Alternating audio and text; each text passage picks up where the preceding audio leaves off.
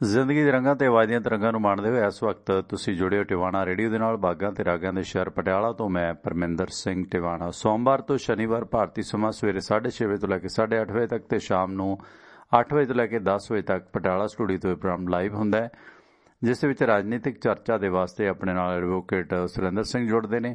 ਤੁਸੀਂ ਕਾਲ ਕਰਨੀ ਹੈ 9876309655 ਨੰਬਰ ਤੇ ਕਾਲ ਕਰ ਸਕਦੇ ਹੋ। ਮੇਰਾ ਸੰਪਰਕ ਨੰਬਰ ਵੀ ਇਹੀ ਹੈ 9861309655। ਇਸ ਪ੍ਰੋਗਰਾਮ ਨੂੰ tiwana.radio.com ਵੈਬਸਾਈਟ ਦੇ ਜ਼ਰੀਏ ਸੁਣਿਆ ਜਾ ਸਕਦਾ। ਆਈਫੋਨ ਤੇ ਐਂਡਰਾਇਡ ਐਪਸ ਦੇ ਲਿੰਕ ਵੀ ਉੱਥੇ ਨੇ, ਤੁਸੀਂ ਇੰਸਟਾਲ ਕਰ ਸਕਦੇ ਹੋ।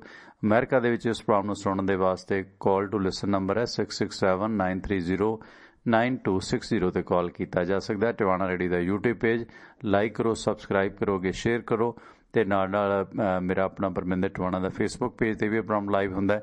ਟਿਵਾਣਾ ਰੇਡੀਓ ਦਾ ਫੇਸਬੁੱਕ ਪੇਜ ਦਾ ਲਿੰਕ ਵੀ ਤੁਹਾਨੂੰ ਆਪਣੀ ਵੈਬਸਾਈਟ tiwana.radio.com ਤੇ ਮਿਲੇਗਾ। ਲਓ, ਹੁਣ ਕਿਰਤੀ ਕਿਸਾਨ ਯੂਨੀਅਨ ਦੇ ਆਗੂ ਤੇ ਵਿਦਿਆਰਥੀ ਆਗੂ ਰਮਿੰਦਰ ਸਿੰਘ ਪਟਿਆਲਾ ਹੋਰਾਂ ਦੇ ਨਾਲ ਗੱਲਬਾਤ ਕਰਦੇ ਹਾਂ ਗੋਲਡਨ ਹਾਰਟ ਦੇ ਮਾਮਲੇ ਦੇ ਵਿੱਚ ਤੇ ਕਿਸਾਨ ਅੰਦੋਲਨ ਦੇ ਵਿੱਚ ਕੀ ਕੁਝ ਵਾਪਰ ਰਿਹਾ ਤੇ 26 ਤਰੀਕ ਦੀ ਜਿਹੜੀ ਕਿਸਾਨਾਂ ਦੀ ਐਜੀਟੇਸ਼ਨ ਹੋ ਰਹੀ ਹੈ, ਖੇਤੀ ਬਚਾਓ ਲੋਕਤੰਤਰ ਬਚਾਓ, ਉਸ ਮੁਤਲਕ ਜਾਣਕਾਰੀਆਂ ਸਾਂਝੀਆਂ ਕਰਾਂਗੇ ਰਮਿੰਦਰ ਸਿੰਘ ਪਟਿਆਲਾ ਹੋਰਾਂ ਦੇ ਨਾਲ। ਤੇ ਸਵਾਲ ਆਇਆ ਸੀ ਬਾਈ ਜੀ ਹਰਿੰਦਰ ਸਿੰਘ ਹੋਰਾਂ ਦਾ ਫੇਸਬੁੱਕ ਤੇ ਕਿ ਜਿਹੜੀ ਗੋਲਡਨ ਹਾਰਟ ਦਾ ਮਾਮਲਾ ਉਹਦੇ ਤੇ ਡਿਟੇਲ ਦਿਓ। ਸੋ ਗੋਲਡਨ ਹਾਰਟ ਦੇ ਮਾਮਲੇ ਦੇ ਵਿੱਚ ਜਿਹੜੇ ਸੰਯੁਕਤ ਕਿਸਾਨ ਮੋਰਚੇ ਨੇ ਕੱਲ ਇਸ ਬਾਰੇ ਮੀਟਿੰਗ ਕੀਤੀ ਹੈ ਤੇ ਇੱਕ ਪ੍ਰੈਸ ਨੋਟ ਵੀ ਜਾਰੀ ਕੀਤਾ। ਇੱਕ 5 ਮੈਂਬਰੀ ਕਮੇਟੀ ਸੰਯੁਕਤ ਕਿਸਾਨ ਮੋਰਚੇ ਨੇ ਬਣਾਈ ਹੈ। ਕੁਰਕਸ਼ੇਤਰ ਪ੍ਰਸ਼ਾਸਨ ਨੂੰ 2 ਜੁਲਾਈ ਤੱਕ ਦਾ ਸਮਾਂ ਦਿੱਤਾ ਗਿਆ। ਹੋਰ ਕੀ ਅਪਡੇਟ ਹੈ?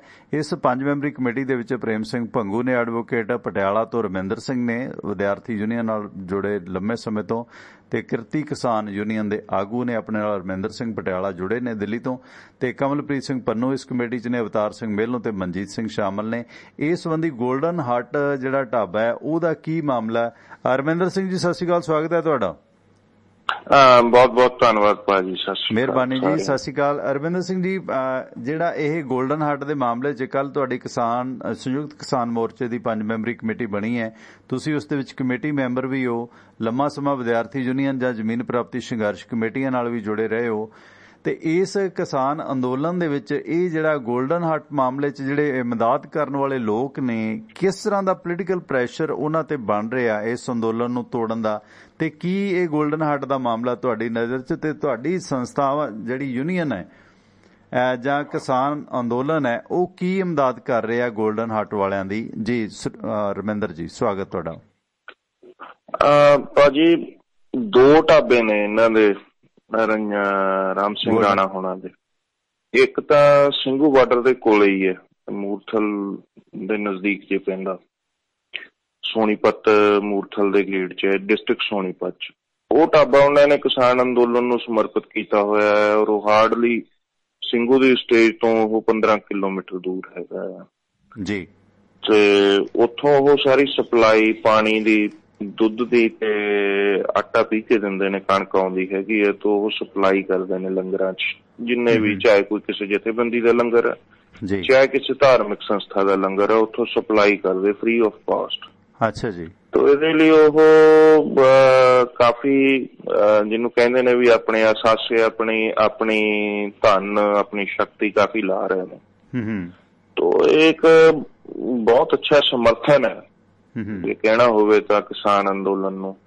ਉਹਨਾਂ ਦਾ ਦੂਸਰਾ ਢਾਬਾ ਕੁਰਕਸ਼ੇਤਰ ਲੰਘਦੇ ਜਦੋਂ ਕਰਨਾਲ ਵਾਲੇ ਪਾਸੇ GT ਰੋਡ ਦੇ ਉੱਪਰ ਹੈ, ਤੇ ਉੱਥੇ national highway authority of India ਦੇ ਅਧਿਕਾਰੀਆਂ ਨੇ ਆ ਕੇ ਉਹਨਾਂ ਦੇ ਢਾਬੇ ਨੂੰ ਮੁੜਨ ਵਾਲਾ ਰਸਤੇ ਨੇ ਜਿਹੜੇ ਸੜਕ ਉਤਰਦੀ ਹੈ, ਉੱਥੇ ਉਹਨਾਂ ਨੇ ਉਹ ਪੱਥਰ ਰੱਖ ਦਿੱਤੇ ਨੇ, ਇਹ ਕਹਿ ਕੇ ਵੀ ਅਸੀਂ ਪ੍ਰੋਜੈਕਟ ਹੈ ਸਾਡਾ, ਤੋ ਇਹ ਪ੍ਰੋਜੈਕਟ ਸਾਰਿਆਂ ਨੂੰ ਕਵਰ ਕਰਨ ਦਾ ਆ, ਸਾਰੀ GT ਰੋਡ ਹੀ ਅਸੀਂ ਕਰਨੀ ਹੈ। ਤੋ ਇਹ ਕਹਿ ਕੇ ਰੱਖ ਦਿੱਤੇ, ਜਿਨ੍ਹਾਂ ਨਾਲ ਉਹਨਾਂ ਦੇ ਜਿਹੜਾ ਢਾਬੇ ਨੂੰ ਜਿਹੜਾ ਕੋਈ ਜਾਣ ਵਾਲਾ ਰਾਹ ਸੀਗਾ ਉਹ ਲਗਭਗ ਬਹੁਤ ਪਿੱਛੇ ਚਲਾ ਗਿਆ ਹੈ, ਤੇ ਕਿਸੇ ਨਾਲ ਉਹਨਾਂ ਨੇ ਇਕਨੋਮਿਕਲੀ ਸੱਟ ਮਾਰਨ ਦੀ ਕੋਸ਼ਿਸ਼ ਸੀ। ਰਮਿੰਦਰ ਜੀ, ਤੁਸੀਂ ਬਹੁਤ ਸਾਰੇ ਮਾਮਲਿਆਂ 'ਚ ਨਿਰਪੱਖ ਹੁਣ ਤੱਕ ਦਾ ਤੁਹਾਡਾ ਨਜ਼ਰੀਆ ਅਸੀਂ ਵੇਖਦੇ ਹਾਂ। ਇਹ ਜਿਹੜਾ ਹੁਣ ਸ਼ੰਭੂ ਵਾਲੀ ਜਿਹੜੀ ਸਿੰਘੂ ਵਾਲੀ ਕਿਹੜਾ ਹੈ, ਉਹ ਇੱਥੇ ਸ਼ੰਭੂ ਦੇ ਨੇੜੇ ਕੁਰਕਸ਼ੇਤਰ ਕੱਢੀ ਜਾ ਰਹੀ ਹੈ। ਤੁਸੀਂ ਵਿਚਰਦੇ ਰਹਿੰਦੇ ਹੋ ਕਿਸਾਨ ਅੰਦੋਲਨ ਜਾਂ ਐਜੀਟੇਸ਼ਨਾਂ ਦੇ ਵਿੱਚ, ਪੰਜਾਬ ਆਉਂਦੇ ਜਾਂਦੇ ਰਹਿੰਦੇ ਹੋ, ਕੀ ਜਿਹੜੇ ਬਾਕੀ ਕੋਈ ਹੋਰ ਢਾਬੇ ਜਾਂ ਅਦਾਰੇ ਨੇ ਉਹਨਾਂ ਤੇ ਵੀ ਇਸ ਤਰ੍ਹਾਂ ਦੀ ਕਾਰਵਾਈ ਹੋਈ ਹੈ ਜਾਂ ਸਿਰਫ ਰਾਣਾ ਹੋਰਾਂ ਨੂੰ ਟਾਰਗੇਟ ਕੀਤਾ ਗਿਆ? ਜੀ ਦੇਖੋ, ਮੈਂ ਜਦੋਂ ਉਹ ਭਾਵੁਕ ਹੋਏ ਤਾਂ ਅਸੀਂ ਆਪਣੀ ਮੀਟਿੰਗ ਕਰਕੇ ਉਹਨਾਂ ਨੂੰ ਮਿਲੇ ਆ। ਕੁਰਕਸ਼ੇਤਰ ਹੀ ਸੀ, ਇੱਕ ਟੀਮ 32 ਜਥੇਬੰਦੀਆਂ ਦੇ ਆਗੂ ਵੀ ਸੀ ਔਰ ਸੰਯੁਕਤ ਕਿਸਾਨ ਮੋਰਚੇ 'ਚ ਹਰਿਆਣੇ ਦੀਆਂ ਜਥੇਬੰਦੀਆਂ ਦੇ ਵੀ ਆਗੂ ਆਏ ਸੀ। ਤਾਂ ਅਸੀਂ ਉਹਨਾਂ ਕੋਲ ਉੱਥੇ ਪਹੁੰਚੇ ਆ ਔਰ ਉਹਨਾਂ ਨਾਲ ਬਹਿ ਕੇ ਗੱਲ ਕੀਤੀ ਹੈਗੀ ਹੈ ਸਾਰੀ। ਤਾਂ ਉਹਨਾਂ ਦਾ ਵਰਸ਼ਨ ਸੀ ਵੀ ਮੈਂ ਉੱਪਰ ਅਧਿਕਾਰੀਆਂ ਨਾਲ ਗੱਲ ਕੀਤੀ ਹੈ ਤਾਂ ਉਹਨਾਂ ਨੇ ਕਿਹਾ ਵੀ ਉੱਪਰੋਂ ਹੁਕਮ ਹੈ, ਸ਼ਬਦ ਉੱਪਰੋਂ ਵਰਤਿਆ ਗਿਆ, ਉੱਪਰੋਂ ਹੁਕਮ ਹੈ। ਤਾਂ ਸਾਨੂੰ ਸਮਝਦਿਆਂ ਦੇਰ ਨਹੀਂ ਲੱਗੀ ਵੀ ਜੇ ਇਹ ਮੰਨ ਲਓ, ਕਿਉਂਕਿ ਟਾਈਮਜ਼ ਆਫ ਇੰਡੀਆ 'ਚ national highway authority of India ਦੇ ਅਧਿਕਾਰੀਆਂ ਦਾ ਬਿਆਨ ਲੱਗਿਆ ਕਿ ਸਾਡੇ ਸਾਰੇ ਪ੍ਰੋਜੈਕਟ ਦਾ ਹਿੱਸਾ ਹੈ, ਅਸੀਂ ਸਾਰੀ ਜੀਟੀ ਰੋਡ ਤੇ ਹੀ ਕਰਨਾ। ਪਰ ਸਵਾਲ ਇਹ ਹੈ ਕਿ ਸਾਰੀ ਜੀਟੀ ਰੋਡ ਤੇ ਵੀ ਰਾਣਾ ਜੀ ਦੇ ਢਾਬੇ ਤੋਂ ਹੀ ਸ਼ੁਰੂ ਕਰਨਾ ਸੀ। ਹਾਂ, ਖੈਰ ਪੰਜਾਬ 'ਚ ਵੀ ਬਹੁਤ ਸਾਰੇ ਪੰਪ ਜਾਂ ਇਸ ਤਰ੍ਹਾਂ ਦੇ ਢਾਬਿਆਂ ਤੇ ਐਕਸ਼ਨ ਤਾਂ ਹੋਇਆ, ਪਰ ਸ਼ੁਰੂਆਤ ਰਾਣਾ ਤੋਂ ਕਰਨੀ ਇੱਥੇ ਸਵਾਲ ਜ਼ਰੂਰ ਖੜਾ ਹੁੰਦਾ ਕਿਉਂਕਿ ਪ੍ਰੋਟੋਕੋਲ ਮਤਲਬ ਆਲਰੇਡੀ ਐਗਜ਼ਿਸਟਿੰਗ ਨੇ। ਇਹ ਹੂਡਾ ਗਵਰਨਮੈਂਟ ਵੇਲੇ ਵੀ ਗੱਲ ਆਈ ਸੀ ਜੀ, ਉਦੋਂ ਢਾਬੇ ਬੰਦ ਕਰਵਾਉਣ ਦੀ ਕੋਸ਼ਿਸ਼ ਕੀਤੀ ਗਈ ਸੀ। ਮਗਰੋਂ ਇਹ ਹੋ ਗਿਆ ਸੀ ਵੀ ਜਿਹੜੇ ਬਣੇ ਹੋਏ ਨੇ ਉਹ ਰਹਿਣਗੇ, ਨਵਾਂ ਨਹੀਂ ਕੋਈ ਖੁੱਲੂਗਾ। ਤੋ ਜਿਹੜੇ ਬਣੇ ਹੋਏ ਨੇ ਆਲਰੇਡੀ ਐਗਜ਼ਿਸਟ ਕਰਦੇ ਨੇ ਉਹਨਾਂ ਨੂੰ ਰਸਤਾ ਦੇਣਾ ਤਾਂ ਇਹ ਹਾਈਵੇ ਅਥਾਰਟੀ ਦਾ ਕੰਮ ਹੋਊਗਾ। ਆਲਰੇਡੀ ਬਹੁਤ ਸਾਰੀਆਂ ਥਾਵਾਂ ਤੇ ਲੋਕਾਂ ਨੇ ਏਦਾਂ ਕਹਿ ਕੇ ਕੱਟ ਰਖਾਏ ਨੇ, ਜਿਨ੍ਹਾਂ ਦੀ ਪਹੁੰਚ ਹੁੰਦੀ ਹੈ ਉਹ ਰਖਾਉਂਦੇ ਨੇ ਦੂਜੇ ਨੂੰ, ਕਿਉਂਕਿ ਹੁਣ ਸਿਰਫ ਰਾਣਾ ਜੀ ਕਿਸਾਨ ਅੰਦੋਲਨ ਦੀ ਮਦਦ ਕਰ ਰਹੇ ਨੇ, ਇਸ ਕਰਕੇ ਟਾਰਗੇਟ ਕੀਤਾ ਗਿਆ। ਅਸੀਂ ਉੱਥੇ ਜਾ ਕੇ ਪ੍ਰੋਟੈਸਟ ਕੀਤਾ। ਹੋਰ ਗੱਲ ਹੈ, ਸਾਡੇ ਸਿਸਟਮ ਦੇ ਵਿੱਚ ਜੋ ਚੱਲਦਾ ਹੈ ਕਿਉਂਕਿ ਇਮੋਸ਼ਨਲ ਜਿਹੜਾ ਹੈਗਾ ਪੱਤਾ ਬਹੁਤ ਖੇਡਿਆ ਜਾਂਦਾ ਹੈ। ਬਤੌਰ ਜਰਨਲਿਸਟ ਜਾਂ ਜਿਹੜੇ ਦੂਸਰੇ ਪੱਖ ਵਾਲੇ ਨੇ ਉਹ ਕਈ ਵਾਰੀ ਸਵਾਲ ਵੀ ਕਰ ਰਹੇ ਨੇ ਕਿ ਰਾਣਾ ਜੀ ਇਸ ਮਾਮਲੇ 'ਚ ਇਮੋਸ਼ਨਲ ਪੱਤਾ ਖੇਡ ਰਹੇ ਨੇ ਆਪਣੇ ਕਾਰੋਬਾਰ ਜਾਂ ਆਪਣੀ ਪਬਲਿਸਿਟੀ ਨੂੰ ਵਧਾਉਣ ਦੇ ਵਾਸਤੇ। ਕੀ ਜਿਸ ਤਰ੍ਹਾਂ ਤੁਸੀਂ ਦੱਸਿਆ ਕਿ ਉਹਨਾਂ ਦਾ ਜਿਹੜਾ ਸੀ ਉਹ ਕੰਟੀਨਿਊ ਜਦੋਂ ਤੋਂ ਇਹ ਹਾਈਵੇ ਅਥਾਰਟੀ ਦਾ ਰੌਲਾ ਪਿਆ ਉਦੋਂ ਤੋਂ ਹੀ, ਜਾਂ ਉਹ ਪਿਛਲੇ ਲੰਮੇ ਸਮੇਂ ਤੋਂ ਹੀ ਉੱਥੇ ਕਣਕ ਵਗੈਰਾ ਪੀ ਕੇ ਦੇ ਰਹੇ ਨੇ? ਕੀ ਇਹ ਕੋਈ ਇਮੋਸ਼ਨਲ ਪੱਤਾ ਤਾਂ ਨਹੀਂ ਹੈ? ਕੀ ਮਹਿਸੂਸ ਕਰਦੇ ਹੋ ਕਿ ਹੋਰ ਵੀ ਬਹੁਤ ਸਾਰੇ ਅਦਾਰੇ ਕੰਮ ਕਰਦੇ ਨੇ, ਕੀ ਇਹ ਕੋਈ ਇਮੋਸ਼ਨਲ ਪੱਤਾ ਤਾਂ ਨਹੀਂ ਆਪਣੇ ਕਾਰੋਬਾਰ? ਦੇਖੋ, ਮੈਂ ਤੁਹਾਨੂੰ ਜਿੰਨਾ ਕੁ ਜਾਣਨ ਦੀ ਕੋਸ਼ਿਸ਼ ਕੀਤੀ ਹੈ ਰਾਣਾ ਜੀ ਬਾਰੇ, ਇਸ ਅੰਦੋਲਨ 'ਚ ਉਹਨਾਂ ਨੇ ਮਦਦ ਕੀਤੀ ਹੈ, ਕਾਫੀ ਕੀਤੀ ਹੈ, ਨੋ ਡਾਊਟ। ਇਸ 'ਚ ਉਹਨਾਂ ਨੇ ਆਪਣੀ ਖਾਸੀ ਸ਼ਕਤੀ ਲਾਈ ਹੈ। ਈਵਨ ਕੁਰਕਸ਼ੇਤਰ ਵਾਲੇ ਢਾਬੇ ਤੋਂ ਵੀ ਉਹ ਉੱਥੇ ਆਲੇ ਦੁਆਲੇ ਕੋਈ ਜਿਹੜੀਆਂ ਧਾਰਮਿਕ ਸੰਸਥਾਵਾਂ ਨੇ ਉਹਨਾਂ ਨੂੰ ਕੁਛ ਲੰਗਰ ਤਿਆਰ ਕਰਕੇ ਦਿੰਦੇ ਨੇ। ਅੱਛਾ ਜੀ, ਉਹਨਾਂ ਦੀ ਇਹ ਹੈਬਿਟ ਆ, ਉਹ ਪਹਿਲਾਂ ਲੰਗਰ ਭੇਜਦੇ ਨੇ ਫਿਰ ਆਪਣਾ ਢਾਬਾ ਚਲਾਉਂਦੇ ਨੇ। ਓਕੇ, ਹੁਣ ਕਿਸਾਨਾਂ ਕਾਰੋਬਾਰ ਪਹਿਲਾਂ ਵੀ ਦਿੰਦੇ ਨੇ, ਉਹ ਆਲਰੇਡੀ ਚੱਲ ਰਿਹਾ ਸੀ। ਇਸ ਕਰਕੇ ਜੇ ਇਹ ਕਹਿਣਾ ਹੋਵੇ ਵੀ ਇਮੋਸ਼ਨਲ, ਉਹ ਤਾਂ ਬੰਦਾ ਜਿਵੇਂ ਕਹਿੰਦੇ ਹੁੰਦੇ ਨੇ ਇੱਕ ਇਮੋਸ਼ਨਲ ਹੋਇਆ ਰੋ ਪਿਆ, ਉਹ ਜ਼ਰੂਰੀ ਨਹੀਂ ਵੀ ਉਸਨੇ ਕੋਈ ਇਸ ਚੀਜ਼ ਦਾ ਕ੍ਰੈਡਿਟ ਲੈਣਾ ਸੀ। ਜਦੋਂ ਅਸੀਂ ਵੀ ਗਏ ਆ ਤਾਂ ਅਸੀਂ ਉਹਨਾਂ ਨੂੰ ਇਹ ਕਿਹਾ ਸੀ ਵੀ ਅਸੀਂ ਹਟਾ ਦਿੰਦੇ ਆ, ਪਰ ਉਹ ਕਹਿੰਦੇ ਸੀਗੇ ਵੀ ਮੈਂ ਨਹੀਂ ਚਾਹੁੰਦਾ ਵੀ ਅੰਦੋਲਨ ਦਾ ਕੋਈ ਨੁਕਸਾਨ ਹੋਵੇ। ਉਹਨਾਂ ਦੇ ਕਹਿਣ ਮੁਤਾਬਕ ਹੀ ਉਹ ਕਹਿੰਦੇ ਸੀ ਵੀ 1 ਤਰੀਕ ਤੱਕ ਦਾ ਤੁਸੀਂ ਦਿਓ, ਆਪ ਹਟਾ ਦੇਣ ਤਾਂ ਚੰਗੀ ਗੱਲ ਆ। ਨਹੀਂ ਚਲੋ ਦੇਖੋ, ਇਸ ਮੇਰਾ ਸਵਾਲ ਤਿੱਖਾ ਹੋ ਸਕਦਾ, ਕਈਆਂ ਨੂੰ ਅਜੀਬ ਲੱਗਣਾ, ਪਰ ਦੇਖੋ ਇਸ ਸਵਾਲ 'ਚੋਂ ਗੱਲ ਨਿਕਲੀ ਹੈ ਕਿ ਜਿਸ ਤਰ੍ਹਾਂ ਤੁਸੀਂ ਦੱਸਿਆ ਕਿ ਪਹਿਲਾਂ ਵੀ ਉਹ ਆਪਣੇ ਢਾਬੇ ਤੋਂ ਧਾਰਮਿਕ ਸੰਸਥਾਵਾਂ ਨੂੰ ਫ੍ਰੀ ਆਫ ਕਾਸਟ ਲੰਗਰ ਜਾਂ ਇਸ ਤਰ੍ਹਾਂ ਦੀ ਉਹਨਾਂ ਦੀ ਪ੍ਰਵਿਰਤੀ ਸੀਗੀ, ਇਸ ਕਰਕੇ ਉਹਨਾਂ ਨੇ ਹੁਣ ਐਜੀਟੇਸ਼ਨ ਕਿਸਾਨਾਂ ਨੂੰ ਜਿਹੜਾ ਹੈਗਾ ਦਿੱਤਾ। ਇਹ ਪੰਜਾਬ 'ਚ ਵੀ ਹੁੰਦਾ ਸੀਗਾ ਕਿਉਂਕਿ ਜਦੋਂ ਕੋਈ ਐਜੀਟੇਸ਼ਨ ਚੱਲਦਾ ਕਈ ਧਾਰਮਿਕ ਸੰਸਥਾਵਾਂ ਜਾਂ ਕਈ ਲੋਕ ਉਹਨਾਂ ਨੂੰ ਮਦਦ ਕਰਦੇ ਆ, ਇਸ ਕਰਕੇ ਉਹਨਾਂ ਦੀ ਇਹ ਨੇਚਰ ਸੀ, ਉਹਨਾਂ ਦੀ ਇਹ ਫਿਤਰਤ, ਅੱਛੀ ਆਦਤ ਸੀ, ਇਸ ਕਰਕੇ ਇਮੋਸ਼ਨਲ ਪੱਤਾ ਇਹ ਨਹੀਂ ਹੈ। ਵਧੀਆ ਤੁਸੀਂ ਇਹ ਸਪਸ਼ਟ ਕੀਤਾ। ਤੁਹਾਡਾ ਕੀ ਐਕਸ਼ਨ ਆਉਣੇ ਤੇ ਕੀ ਮੈਮੋਰੰਡਮ ਦਿੱਤਾ ਸਰਕਾਰ ਨੂੰ? ਜੀ, ਅਸੀਂ ਉੱਥੇ ਡਿਪਟੀ ਕਮਿਸ਼ਨਰ ਨੂੰ ਇਹ ਦਿੱਤਾ ਹੈਗਾ 2 ਤਰੀਕ ਤੱਕ ਦਾ ਅਲਟੀਮੇਟਮ, ਕਿਉਂਕਿ 2 ਤਰੀਕ ਨੂੰ ਸੰਯੁਕਤ ਕਿਸਾਨ ਮੋਰਚਾ ਦੀ ਮੀਟਿੰਗ ਹੈ ਔਰ ਅਸੀਂ ਇਹ ਚਾਹੁੰਦੇ ਸੀਗੇ ਕਿ ਇਸ ਮਾਮਲੇ ਤੇ ਕਲੈਕਟਿਵ ਡਿਸੀਜਨ ਹੋਵੇ ਜੋ ਵੀ ਹੋਵੇ, ਕਿਉਂਕਿ ਹਰਿਆਣੇ ਦੀਆਂ ਕਈ ਆਰਗੇਨਾਈਜੇਸ਼ਨ ਉਦੋਂ ਹਾਲੇ ਪ੍ਰੈਜੈਂਟ ਨਹੀਂ ਸੀ। ਕਈ ਇੰਪੋਰਟੈਂਟ ਜਿਹੜੀਆਂ ਉਸ ਖੇਤਰ 'ਚ ਸਰਗਰਮ ਆਰਗੇਨਾਈਜੇਸ਼ਨਸ ਨੇ ਉਹਨਾਂ ਦੇ ਆਗੂ ਨਹੀਂ ਸੀਗੇ। ਇਹ ਸੀ ਵੀ ਇੱਕ ਕਲੈਕਟਿਵ ਡਿਸੀਜਨ ਹੋਊਗਾ, ਜਿਨ੍ਹਾਂ ਦਾ ਉਸ ਇਲਾਕੇ 'ਚ ਬੇਸ ਹੈ, ਜੇ ਉਹ ਵੀ ਵਿੱਚ ਸ਼ਾਮਲ ਹੋਣਗੇ ਤਾਂ ਜੇ ਕੁਛ ਪਬਲਿਕ ਪ੍ਰੈਸ਼ਰ ਬਣਾਉਣਾ ਵੀ ਪਿਆ ਤਾਂ ਫਿਰ ਉਹ ਕਲੈਕਟਿਵ ਡਿਸੀਜਨ ਅੱਛਾ ਰਹੂਗਾ। 2 ਤਰੀਕ ਨੂੰ ਅਸੀਂ ਡਿਪਟੀ ਕਮਿਸ਼ਨਰ ਨੂੰ ਇਹ ਰਾਈਟਿੰਗ 'ਚ ਦਿੱਤਾ ਹੈਗਾ ਕਿ ਵੀ ਤੁਸੀਂ ਇਹ ਇੱਕ ਕਿਸਮ ਨਾਲ ਬਦਲਾ ਲਊ ਕਾਰਵਾਈ ਹੈ, ਇਸ ਨੂੰ ਤੁਸੀਂ ਅਮੈਂਡ ਕਰੋ, ਠੀਕ ਕਰੋ ਇਸ ਨੂੰ, ਔਰ ਨਹੀਂ ਤਾਂ ਅਸੀਂ ਕੋਈ ਨਾ ਕੋਈ ਸਖਤ ਐਕਸ਼ਨ ਲੈਣ ਲਈ ਮਜਬੂਰ। ਅਗਲਾ ਫਿਰ ਜਿਹੜਾ ਇਸ ਮੁਤਲਕ ਤੁਹਾਡਾ ਅਗਲਾ 2 ਦੇ ਮੈਮੋਰੰਡਮ ਤੋਂ ਬਾਅਦ ਵੀ ਅਗਲੀ ਜਿਹੜੀ ਤੁਹਾਡੀ ਸੰਯੁਕਤ ਮੋਰਚੇ ਦੀ ਮੀਟਿੰਗ ਹੈ ਉਸ ਤੋਂ ਬਾਅਦ ਕੋਈ ਨਾ ਕੋਈ ਫੈਸਲਾ ਕੁਨ ਡਿਸੀਜਨ ਲਿਆ ਜਾਏਗਾ ਇਸ ਮਾਮਲੇ 'ਚ 2 ਤੋਂ ਬਾਅਦ? ਜੀ ਹਾਂਜੀ, ਲਿਆ ਜਾਏਗਾ, ਬਿਲਕੁਲ ਲਿਆ ਜਾਏਗਾ। ਕਿਉਂਕਿ ਇੱਕ ਪ੍ਰਿੰਸੀਪਲ ਸਾਡੀ ਪੋਜੀਸ਼ਨ ਹੈ ਜਿਹੜੀ ਉਹ ਬਹੁਤ ਕਲੀਅਰ ਹੈ ਕਿ ਜਿਹੜੇ ਏਦਾਂ ਦੇ ਸਮਰਥਕ ਨੇ ਜਿਹੜੇ ਨਿਸ਼ਕਾਮ ਭਾਵਨਾ ਨਾਲ ਸੇਵਾ ਭਾਵਨਾ ਨਾਲ ਕੋਈ ਮਦਦ ਕਰ ਰਹੇ ਨੇ, ਜੇ ਉਹਨਾਂ ਨੂੰ ਕੋਈ ਤੰਗ ਪਰੇਸ਼ਾਨ ਕਰੂਗਾ ਤਾਂ ਸੰਯੁਕਤ ਕਿਸਾਨ ਮੋਰਚਾ ਉਹਨਾਂ ਨਾਲ ਪ੍ਰਿੰਸੀਪਲੀ ਖੜੂਗਾ। ਬਿਲਕੁਲ ਜਿਹੜਾ ਸਰਕਾਰਾਂ ਦਾ ਪੈਟਰਨ ਹੁੰਦਾ, ਕਿਉਂਕਿ ਤੁਸੀਂ ਬੜੀ ਸਟੂਡੈਂਟ ਲਾਈਫ ਤੋਂ ਹੀ ਜਿਹੜਾ ਹੈਗਾ ਇਸ ਤਰ੍ਹਾਂ ਦੇ ਸੰਘਰਸ਼ ਲੜਦੇ ਹੋ, ਭਾਵੇਂ ਵਧੀਆਂ ਫੀਸਾਂ ਦਾ ਮਾਮਲਾ ਹੋਵੇ ਜਾਂ ਹੋਰ ਇਸ਼ੂਜ਼ ਹੋਣ, ਸਿਲੇਬਸ ਦਾ ਮਾਮਲਾ ਹੋਵੇ, ਇਸ ਦੌਰਾਨ ਜਿਹੜਾ ਇਹ ਐਕਸ਼ਨ ਕੀਤਾ ਗਿਆ ਸਰਕਾਰਾਂ ਵੱਲੋਂ, ਜਿਵੇਂ ਉਹ ਸਾਡਾ ਲੋਕ ਮੁਹਾਵਰਾ ਕਿ ਧੀਏ ਕੰਮ ਕਰ ਨੂੰਹੇ ਕੰਨ ਕਰ, ਜਿਸ ਤਰ੍ਹਾਂ ਰਾਣਾ ਹੋਰਾਂ ਤੇ ਸਖਤੀ ਕੀਤੀ ਗਈ ਹੈ ਸਰਕਾਰ ਵੱਲੋਂ, ਕੀ ਇਹਦੇ ਨਾਲ ਕਿਸਾਨ ਅੰਦੋਲਨ ਨੂੰ ਜਿਹੜੇ ਇਮਦਾਦ ਕਰਨ ਵਾਲੇ ਲੋਕ ਨੇ ਉਹਨਾਂ ਦੇ ਮਨਾਂ 'ਚ ਕੋਈ ਖੌਫ ਜਾਂ ਡਰ ਮਹਿਸੂਸ ਕੀਤਾ ਜਾ ਰਿਹਾ ਕਿ ਸਰਕਾਰ ਆਪਣੀ ਕੋਝੀ ਚਾਲ ਦੇ ਵਿੱਚ ਇਸ ਅੰਦੋਲਨ ਨੂੰ ਤੋੜਨ ਦੇ ਵਾਸਤੇ ਕਾਮਯਾਬ ਹੋਈ ਹੈ? ਦੂਸਰਾ ਮੇਰਾ ਇੱਕ ਸਵਾਲ ਹੈ ਵਿਦਿਆਰਥੀ ਵਰਗ ਨਾਲ ਜੁੜਿਆ, ਜਿਸ ਤਰ੍ਹਾਂ ਆਸਟ੍ਰੇਲੀਆ ਦੇ ਹੈਰਿਸ ਪਾਰਕ ਦੇ ਵਿੱਚ ਪਿਛਲੇ ਦਿਨੀ ਕਿਸਾਨ ਅੰਦੋਲਨ ਦੇ ਹੱਕ ਦੇ ਵਿੱਚ ਤੇ ਵਿਰੋਧ ਵਾਲਿਆਂ ਦੇ ਵਿੱਚ ਜੋ ਵਿਵਾਦ ਹੋਇਆ ਸੀ, ਉਸ ਦੇ ਨਾਲ ਕਰਨਾਲ ਦੇ ਲਾਗੇ ਕਲਹੇੜੀ ਪਿੰਡ ਹੈ, ਉੱਥੋਂ ਦਾ ਇੱਕ ਹਰਿਆਣਵੀ ਨੌਜਵਾਨ ਸੀ ਵਿਸ਼ਾਲ ਜੂੜ, ਜਿਹਦਾ ਵੀਜ਼ਾ ਵੀ ਰਿਜੈਕਟ ਹੋਇਆ, ਹੋਰ ਕਈ ਕਾਰਨ ਸੀ। ਸਿਡਨੀ ਪੁਲਿਸ ਨੇ ਉਸ ਨੂੰ ਕਈ ਕਾਰਨਾਂ ਕਰਕੇ ਜਿਹੜਾ ਜੇਲ੍ਹ ਦੇ ਵਿੱਚ ਬੰਦ ਕੀਤਾ ਹੋਇਆ ਫੁਟੇਜ ਦੇ ਆਧਾਰ ਤੇ, ਜੋ ਉਹਦਾ ਗਲਤ ਪੱਖ ਸੀ ਕੁਝ ਹਮਲੇ ਕਰਨ ਦਾ। ਸੋ ਉਸ ਹਰਿਆਣਵੀ ਵਿਦਿਆਰਥੀ ਦੇ ਹੱਕ ਦੇ ਵਿੱਚ ਕਪਿਲ ਮਿਸ਼ਰਾ, ਹਰਿਆਣੇ ਤੋਂ ਬਬੀਤਾ ਫੋਗਾਟ ਜਾਂ ਬੀਜੇਪੀ RSS ਨਾਲ ਜੁੜੇ ਲੋਕਾਂ ਨੇ ਨਿਸ਼ੰਗ ਦੇ ਵਿੱਚ ਹਰਿਆਣਾ ਦੇ ਵਿੱਚ ਧਰਨਾ ਦਿੱਤਾ, ਗੁਰਦੁਆਰਾ ਰੋੜੀ ਸਾਹਿਬ ਦੇ ਬਾਹਰ ਰੁਕ ਕੇ ਜਾਣਬੁੱਝ ਕੇ ਕਿੜ ਦੇ ਨਾਲ ਨਾਅਰੇਬਾਜ਼ੀ ਕੀਤੀ। ਇਹ ਮਾਮਲਾ ਮਨੋਹਰ ਲਾਲ ਖੱਟੜ ਹੋਰਾਂ ਨੇ ਵਿਦੇਸ਼ ਮੰਤਰੀ ਜੈਸ਼ੰਕਰ ਕੋਲ ਵੀ ਉਠਾਇਆ ਕਿ ਇਸ ਭਾਰਤੀ ਵਿਦਿਆਰਥੀ ਨੂੰ ਰਿਹਾ ਕੀਤਾ ਜਾਵੇ, ਇਹ ਤਾਂ ਭਾਰਤੀਅਤਾ ਦੀ ਪਹਿਰੇਦਾਰੀ ਕਰਦਾ ਹੈ। ਜਾਣੀ ਇਸ ਮਾਮਲੇ ਦੇ ਵਿੱਚ ਹਰਿਆਣਾ ਦੇ ਵਿੱਚ ਜਿਸ ਤਰ੍ਹਾਂ ਹਿੰਦੂ ਤੇ ਸਿੱਖ ਹੁਣ ਗੁਰਦੁਆਰੇ ਦੇ ਸਾਹਮਣੇ ਇੱਕ ਰੰਜਿਸ਼ਨ ਨਾਅਰੇਬਾਜ਼ੀ ਕਰਨੀ, ਇਹ ਗਲਤ ਇਸ਼ਾਰਾ ਸੀਗਾ। ਸੋ ਗੁਰਨਾਮ ਸਿੰਘ ਚੜੂਨੀ ਦੀ ਜਿਹੜੀ ਜਥੇਬੰਦੀ ਹੈ, ਉਹਨਾਂ ਦੇ ਪ੍ਰਧਾਨ ਜਤਿੰਦਰ ਔਲਖ ਨੇ ਵੀ ਇਸ ਦਾ ਵਿਰੋਧ ਕੀਤਾ। ਗੁਰਨਾਮ ਸਿੰਘ ਚੜੂਨੀ ਨੇ ਵੀ ਆਖਿਆ ਕਿ ਹਰਿਆਣਾ ਦੇ ਬੱਚੇ ਸਾਡੇ ਆਪਣੇ ਨੇ, ਜੇ ਬਾਹਰ ਅਸੀਂ ਉਹਦੀ ਵੀ ਰਿਹਾਈ ਦੀ ਮੰਗ ਕਰਦੇ ਹਾਂ, ਪਰ ਭਾਜਪਾ ਇਸ ਨੂੰ ਹਿੰਦੂ ਬਨਾਮ ਸਿੱਖ ਦਾ ਮੁੱਦਾ ਬਣਾ ਰਹੀ ਹੈ।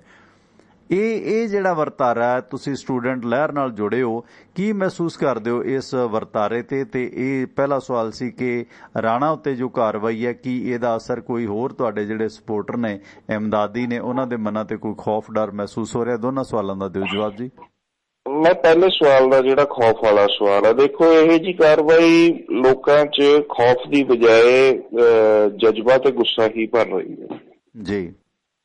ਤੋ ਇਸ ਕਰਕੇ ਇਹ ਵਹਿਮ ਹੈ ਸਰਕਾਰ ਨੂੰ ਕਿ ਇਸ ਤਰ੍ਹਾਂ ਕਰਕੇ ਕੋਈ ਅੰਦੋਲਨ ਨੂੰ ਉਹਦੀ ਸਪੋਰਟ ਘਟਾ ਦਿੱਤੀ ਜਾਊਗੀ ਜਾਂ ਲੋਕਾਂ ਦੀ ਹਮਦਰਦੀ ਗੁੰਮ ਜਾਊਗੀ। ਲੋਕ ਦਿਲੋਂ ਜਜ਼ਬਾਤੀ ਤੌਰ ਤੇ, ਭਾਵਨਾਤਮਕ ਤੌਰ ਤੇ ਇਸ ਅੰਦੋਲਨ ਨਾਲ ਜੁੜੇ ਹੋਏ ਨੇ, ਉਹ ਗੁੱਸੇ 'ਚ ਹੀ ਜਾਣਗੇ, ਉਹਨਾਂ ਦਾ ਜਜ਼ਬਾ ਹੋਰ ਮਲਟੀਪਲਾਈ ਹੋਊਗਾ। ਇਹ ਤਾਂ ਬੀਜੇਪੀ ਦਾ ਵਹਿਮ ਹੈ, ਉਸ ਦਾ ਇਹ ਵਹਿਮ ਛੇਤੀ ਨਿਕਲ ਜਾਣਾ। ਦੂਜੀ ਗੱਲ ਜਿਹੜੀ ਹੈਗੀ ਹੈ, ਜੋ ਉੱਥੇ ਹੋਇਆ ਆਸਟ੍ਰੇਲੀਆ ਜੇ ਹੋਇਆ, ਮੈਨੂੰ ਤੁਹਾਡੇ ਤੋਂ ਇਹ ਜਾਣਕਾਰੀ ਮਿਲੀ ਆ, ਤੇ ਇਹ ਬਹੁਤ ਵਡਭਾਗਾ ਆ।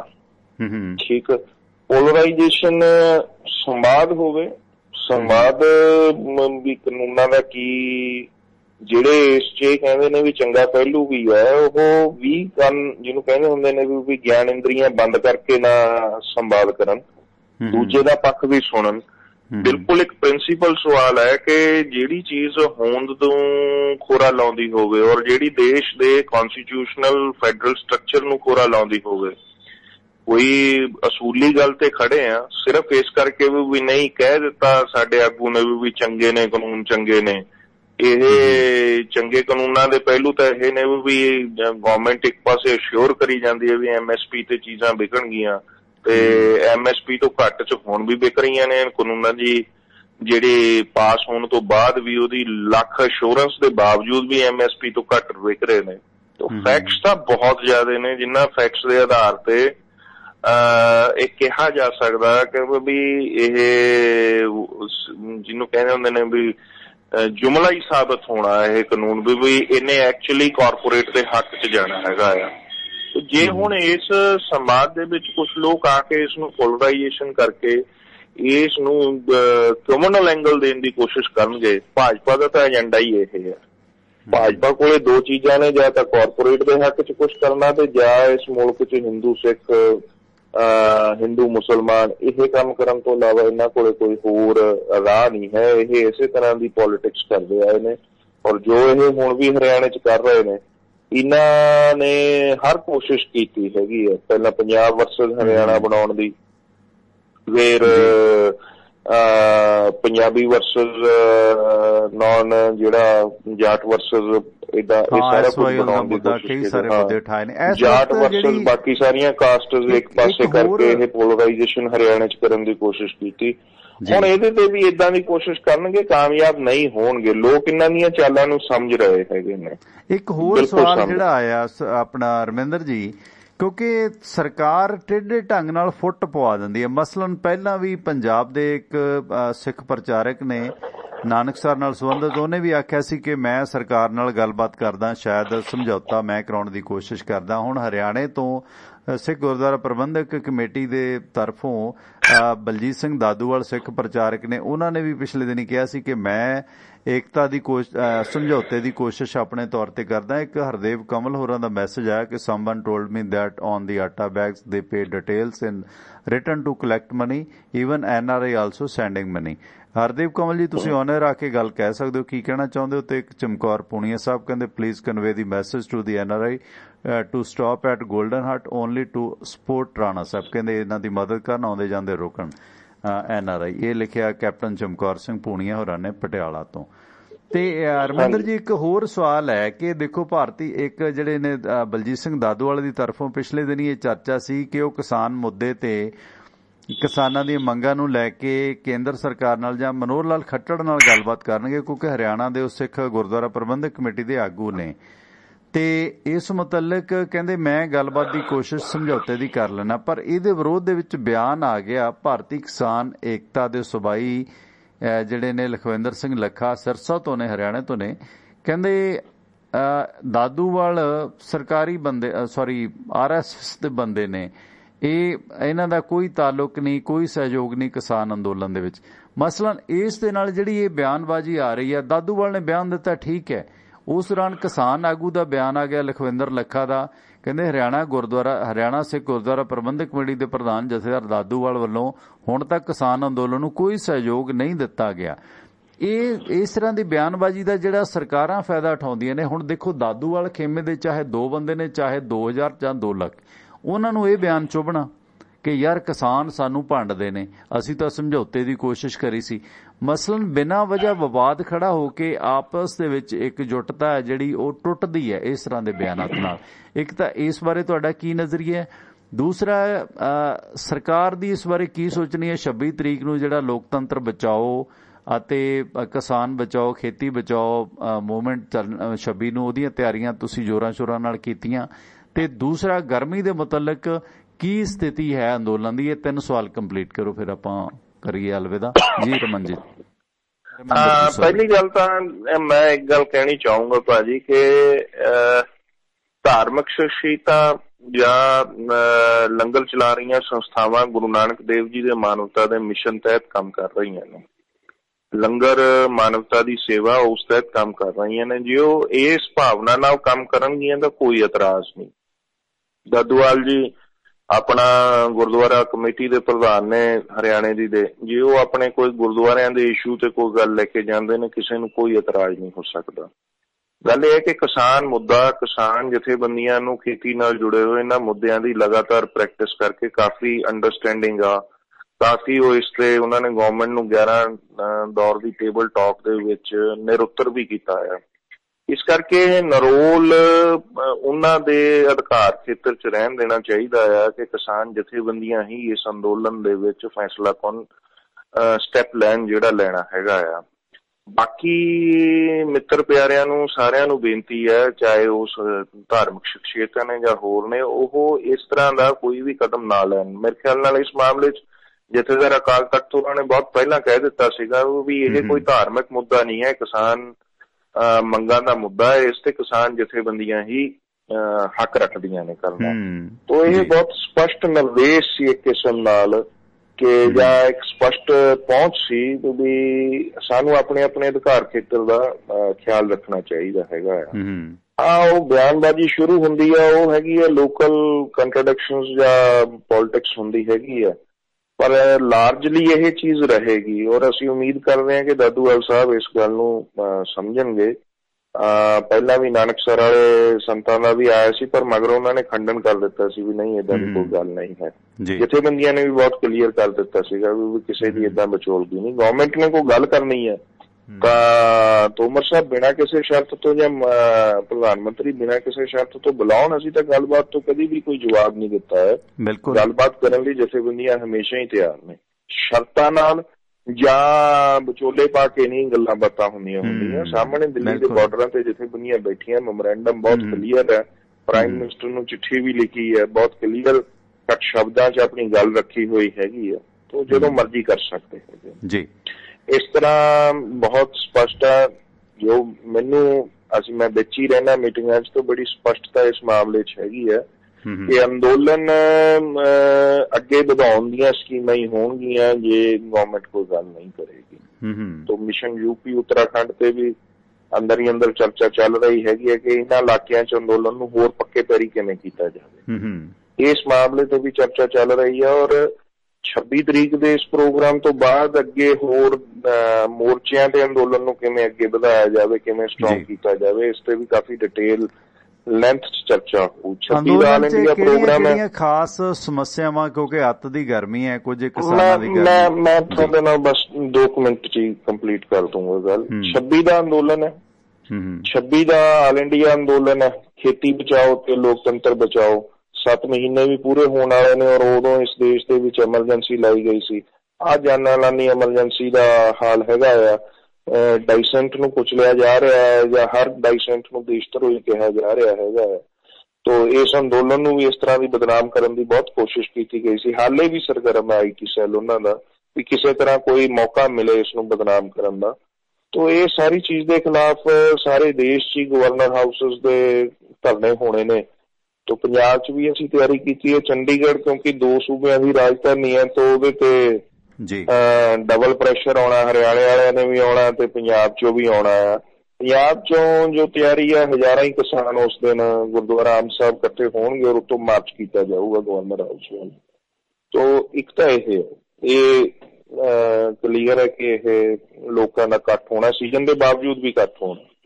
ਜਿੱਥੋਂ ਤੱਕ ਗਰਮੀ ਦਾ ਸਵਾਲ ਹੈ ਤਾਂ ਪਰੇਸ਼ਾਨੀਆਂ ਤਾਂ ਵੀਰ ਆਉਂਦੀਆਂ ਹੀ ਨੇ।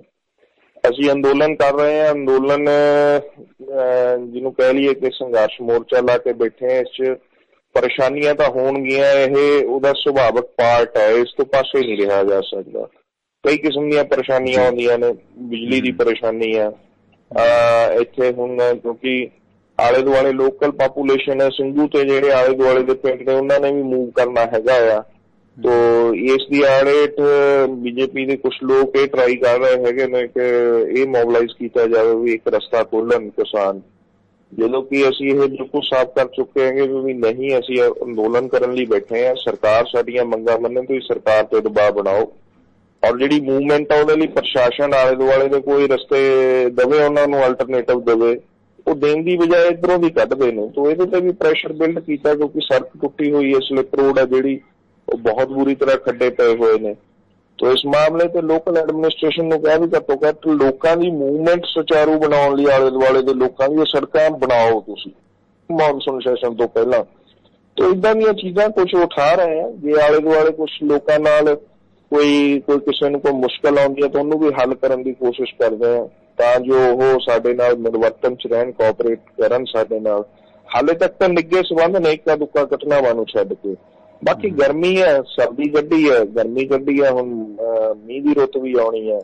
ਇਹ ਅਪੀਲ ਲੋਕਾਂ ਨੂੰ ਕਰ ਰਹੇ ਹੈਗੇ ਆ ਕਿ ਵੀ ਇੱਕ ਜੱਥਾ ਤੋਰਿਆ ਹੋਇਆ ਕਿ ਵੀ ਖਿਆਲ ਰੱਖੋ, ਚੋਰੀ ਤੋਂ ਵੀ ਖਿਆਲ ਰੱਖੋ ਔਰ ਘੱਟੋ ਘੱਟ ਕੋਈ ਮੰਜੇ ਦਾ ਪ੍ਰਬੰਧ ਕਰਕੇ ਰੱਖੋ ਕਿਉਂਕਿ ਬਰਸਾਤ ਦੇ ਮੌਸਮ 'ਚ ਜੀਵ ਜੰਤੂ ਵੀ ਨਿਕਲੂਗਾ ਕੋਈ ਨਾ ਕੋਈ ਬਾਹਰ, ਤੋ ਨੁਕਸਾਨ ਹੋ ਸਕਦਾ। ਇਸ ਕਰਕੇ ਮੰਜਿਆਂ ਦਾ ਪ੍ਰਬੰਧ ਕੀਤਾ ਜਾਵੇ ਤੇ ਛੰਨਾਂ ਦੇ ਵਿੱਚ ਮੰਜਿਆਂ ਦੇ ਉੱਪਰ ਹੀ ਆਪਣਾ ਨਿਵਾਸ ਬਣਾਇਆ ਜਾਵੇ। ਗਰਮੀ ਕੱਢਾਂਗੇ ਜੀ, ਹਾਰਡ ਹੈ ਬਿਨਾਂ ਸ਼ੱਕ, ਬਹੁਤ ਸਾਰੀਆਂ ਮੁਸ਼ਕਿਲਾਂ ਦਾ ਸਾਹਮਣਾ ਆ, ਪਰ ਹੌਸਲੇ ਦ੍ਰਿੜ ਨੇ ਤੇ ਡਟੇ ਬੈਠੇ ਆ। ਮੋਰਚਾ ਜਿੱਤ ਕੇ ਮੁੜਨ ਦਾ ਇਰਾਦਾ ਹੈ ਜੀ। ਬਿਲਕੁਲ ਮੈਨੂੰ ਉਹ ਅਲਾਮਾ ਇਕਬਾਲ ਸਾਹਿਬ ਦਾ ਸ਼ੇਰ ਚੇਤੇ ਆਉਂਦਾ ਹੈ ਤਾਂ ਉਰਦੂ ਫਾਰਸੀ ਦਾ, ਉਹਦਾ ਸਰਲੇਖ ਹੈ ਪੰਜਾਬ ਕੇ ਦਹਿਕਾਨ ਸੇ, ਦਹਿਕਾਨ ਕਿਸਾਨ ਨੂੰ ਕਿਹਾ ਗਿਆ। उन्होंने लिखा कि सदियों से है तू खाक बाज, इसी खाक में दब गई तेरी आग, शहर की अज़ां हो गई अब तो जाग।